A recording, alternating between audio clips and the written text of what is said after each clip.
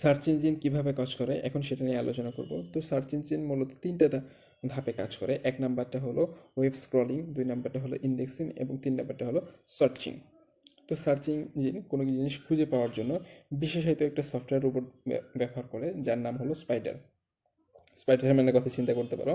পুরো ওয়েবসাইটে, অর্থাৎ পুরো ওয়েবসাইট বলতে ভুল হবে, পুরো ওয়েবে ঘুরে বেড়ানোই এর কাজ এবং এই প্রক্রিয়াকে বলা হচ্ছে ওয়েব স্ক্রলিং। সার্চ ইঞ্জিন বিভিন্ন স্ক্রলিংয়ের মাধ্যমে বিভিন্ন ওয়েবসাইটের তথ্য পেয়ে থাকে এবং এই জিনিসটাকে যে তথ্য পাচ্ছে, এই তথ্য পাচ্ছে, ফাইল পর্যবেক্ষণ করছে, এর একটি স্বয়ংক্রিয় বট, এটা স্বয়ংক্রিয়ভাবে সে করে থাকে। এখন যে স্বয়ংক্রিয়ভাবে যে স্ক্রলিং করলো, স্ক্রলিং থেকে প্রাপ্ত যে যেগুলো পেলো সেগুলোকে একটা বৃহৎ আকার ডেটাবেজে স্থাপন করাই হলো ইন্ডেক্সিং।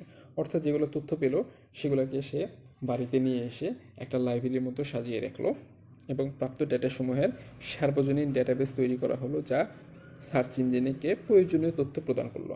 এখন আমাদের কয়টা কাজ হয়ে গেল? ওয়েব স্ক্রলিং হয়ে গেল, ইন্ডেক্সিংয়ে হয়ে গেল। ওয়েব স্ক্রলিং বলতে কি বোঝায়? বিভিন্ন জায়গা থেকে তথ্য সংগ্রহ করলাম। আর ইন্ডেক্সিং বলতে কি বোঝায়? তথ্যগুলোকে আমি নিজে বাড়িতে এনে সাজিয়ে রাখলাম। এখন সার্চিং কি? যখন কোনো ইউজার কোনো জিনিস সার্চ করবে, তখন যে কোনো একটা কিওয়ার্ড দিয়ে সার্চ করলো, তখন সার্চ ইঞ্জিন খুবই সহজে সে কিওয়ার্ড সম্পর্কিত যত ধরনের ডাটা তার কাছে আছে সবগুলো সে কিন্তু ইউজারকে প্রদান করতে পারবে। কারণ কীভাবে প্রদান করতে পারবে? কারণ তার একটা স্পাইডার আছে, সে স্পাইডার সব জায়গায় ঘুরে তথ্য সংগ্রহ করে নিয়ে এসেছে। এখন সেই তথ্যগুলাই কাকে প্রদান করছে? ইউজারকে প্রদান করছে। ফলে যে ইউজারের জন্য যে কাজটা করতে অনেক সময় লাগতো, ব্রাউজারের জন্য সেই কাজটা খুব কম সময় লাগে। কারণ সার্চ ইঞ্জিন, ব্রাউজার বলে ভুল করেছি, ক্ষমা চাচ্ছি। সার্চ ইঞ্জিন সেই কাজটায় আগে থেকেই করে রেখেছে। কোথায় কি আছে সেই ফলাফলটা সে আগে থেকেই সংগ্রহ করে পৃথক একটা তালিকা করে রেখেছে, যার নাম হলো ইন্ডেক্সিং, যেটা হলো বিশাল বড় একটা ডেটাবেস।